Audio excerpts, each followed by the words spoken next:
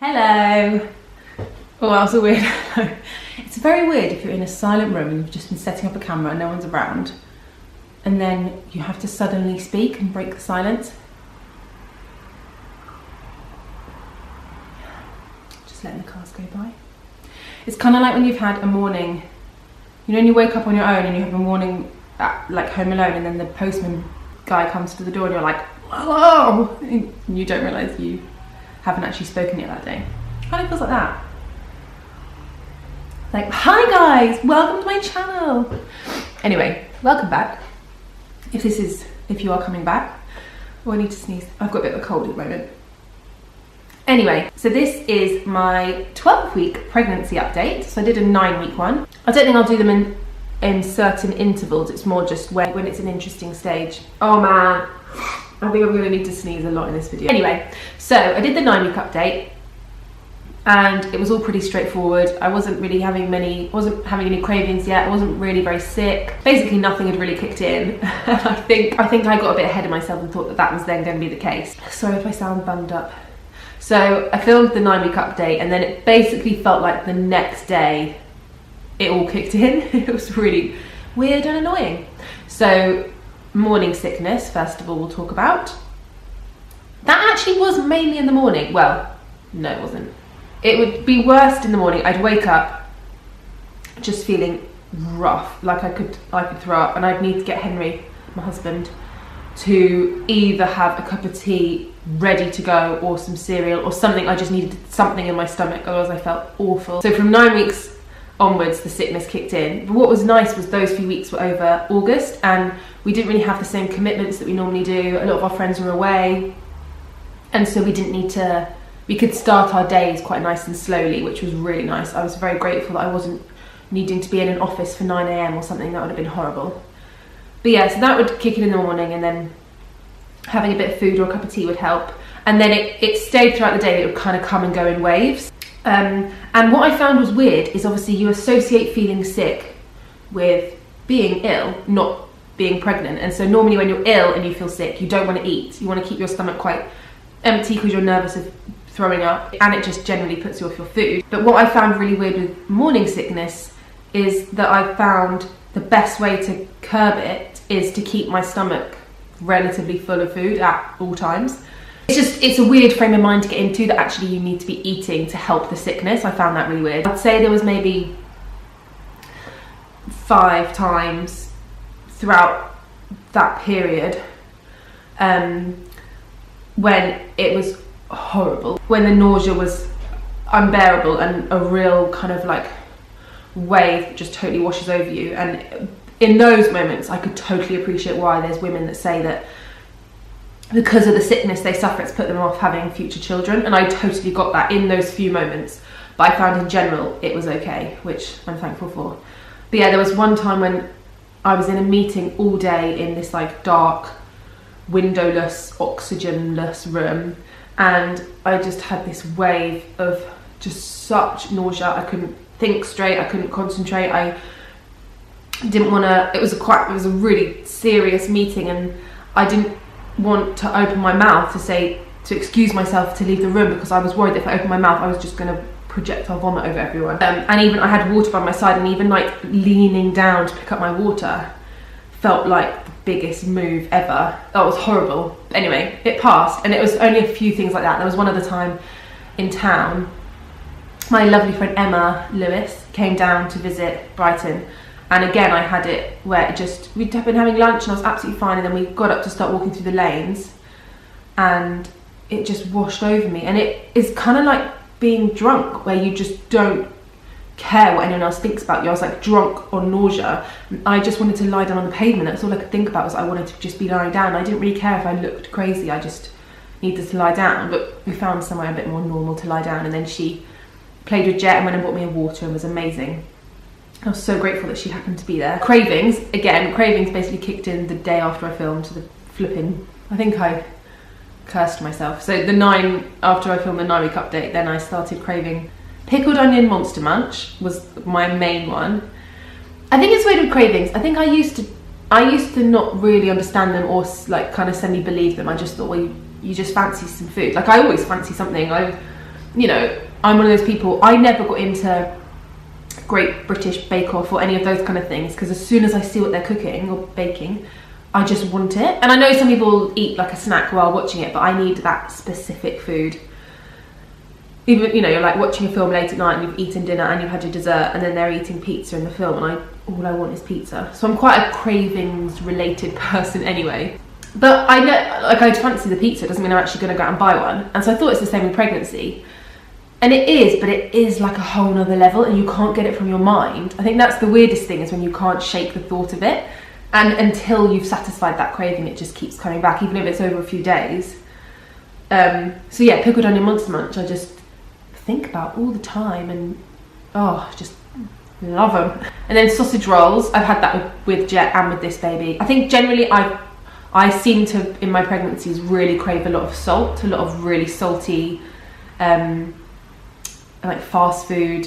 One time, I'd been at church with my friend Sarah, and we're walking back up the high street to go home, and it was only 11:30, and I was so hungry, and we walked past McDonald's, and the smell, oh my goodness, it was like heaven. I can't explain. I turned to Sarah, I almost forgot that it was probably a pregnancy thing. I turned to Sarah and was like, doesn't that just smell incredible? And she was like, just smells like McDonald's at 11:30 on a Sunday morning.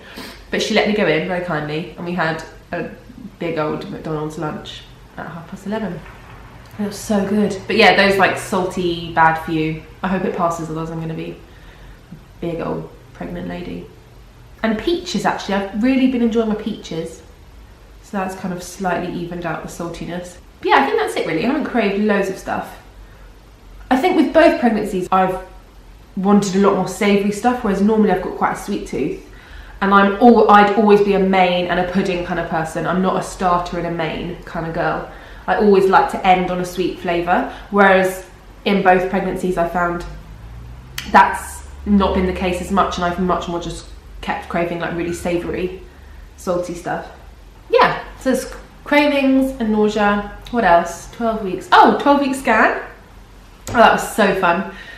I was a lot more nervous this time. I think with Jet, I was quite naive almost to everything that can go on when you're pregnant.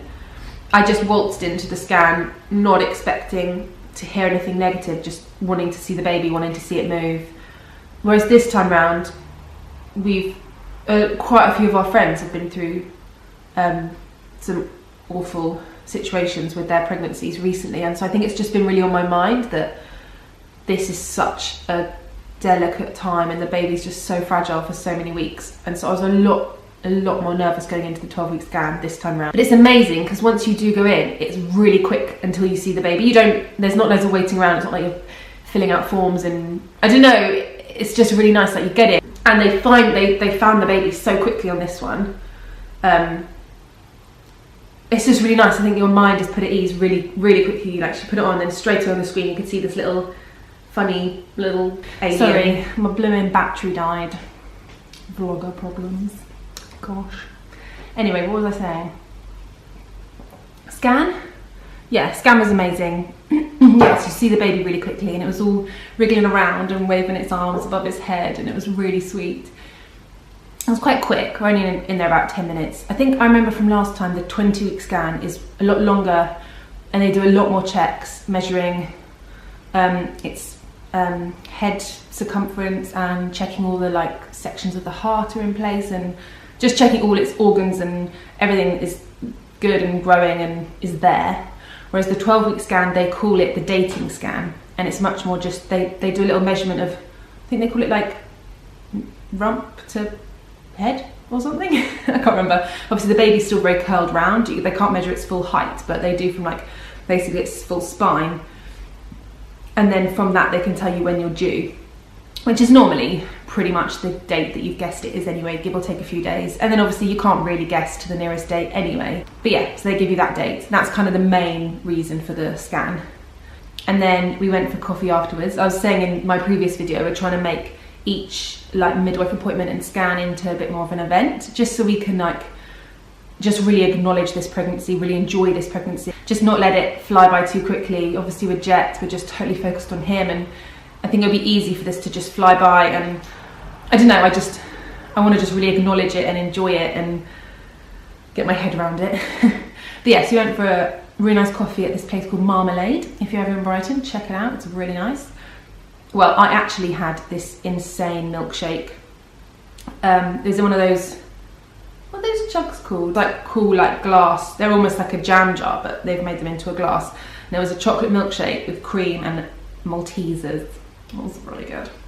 And we just did the kind of little like, took a photo and text around all our close friends and family, letting them know the date and that the baby was doing well and kicking around and stuff. And then just chatted about baby names and things, which is so fun. I love choosing baby names. I'm not sure if I'm going to make a baby name video because I'm quite private. Not private, but like I quite enjoy being quite secretive about what we like and what we don't like. And I really enjoy when we reveal the baby's name that we haven't told anyone yet and that it's a surprise. But yeah, it's so fun chatting them all through. And it's fun now trying to work out, now that we've got Jet, thinking of names that go well with that. Because actually my favourite girl's name was a J name as well. And I think actually now I wouldn't, if we have a girl, we don't know, but if we have a girl, I wouldn't go for that name this time around because I don't want it to be that we've like created this theme that all our babies begin with J. So just things like that, like names that work well together and stuff. So yeah, that was really fun. And then we filmed our video, obviously. So we had the scan, and then the next day we met up with this amazing videographer. Is that what he'd be called? He's an incredible camera guy. He films a lot of gigs and weddings and all sorts. He's incredible. And we filmed a really fun announcement video with him that if you haven't seen, I'll put it below. You should check it out, it's really fun. And it's like a little rock and roll announcement of the baby. So we filmed that the day after. Oh, tiredness. I don't want to end on a bummer, but flipping heck, tiredness is a killer.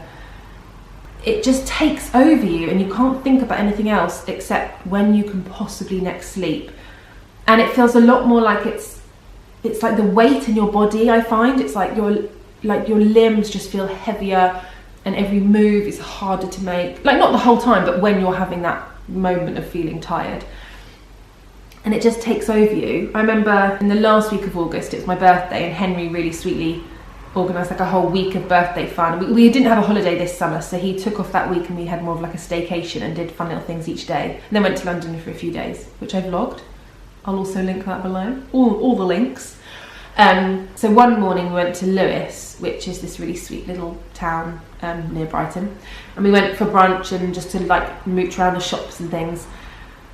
And then I don't know, the tiredness just took over me. And I remember Jet had spent a lot of the morning in the pram, so we were trying to find a park to like take him and go on the swings and things for a bit so he could have a little run around. And we got to this park and we were one side and the playground was the other side. It was maybe 600 yards away. I have no idea what that means. I have no idea yards and feet and distances and anything like that. But let's say it was 600 yards away. It was quite a long way. A little long walk, but not too long. Just like that.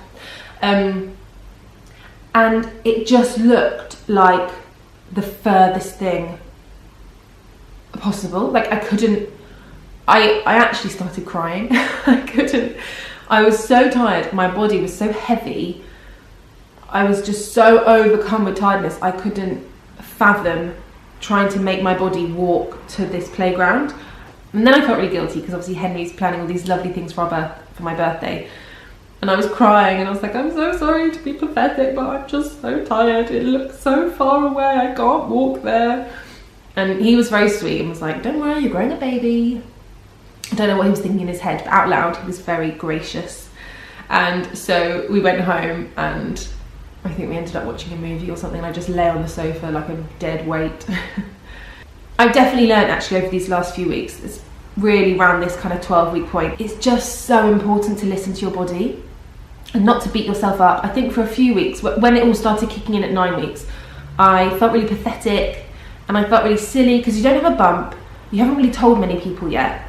And so when you're feeling tired or sick or like you really have to eat something now, I don't know, I just feel a bit like I'm being a bit of a hindrance to everyone and I'm being a bit annoying and I feel a bit, yeah, just a bit pathetic. It's like, you're an adult, sort yourself out, pull yourself together. You had lots of sleep last night, you're absolutely fine, you've got a baby to look after.